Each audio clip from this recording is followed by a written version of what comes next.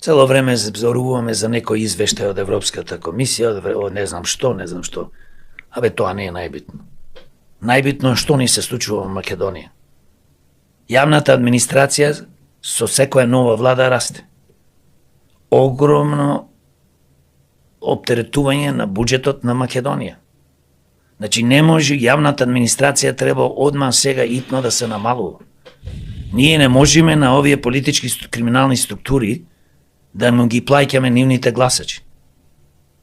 Најголем работодавач во Македонија е државата.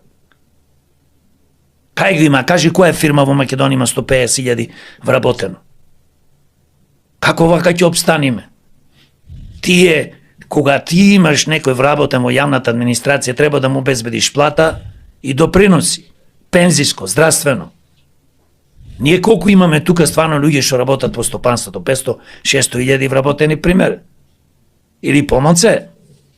Имаме 340.000 пензионери, како тие утре луѓе ќе добиваат пензија. Па како оди понатаму, ние знаеме дека ќе банкнотира тој фонд за пензиско.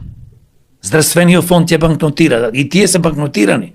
Само овие лажат, земаат кредити и ја покриваат дупката од кредитите, од буџетот.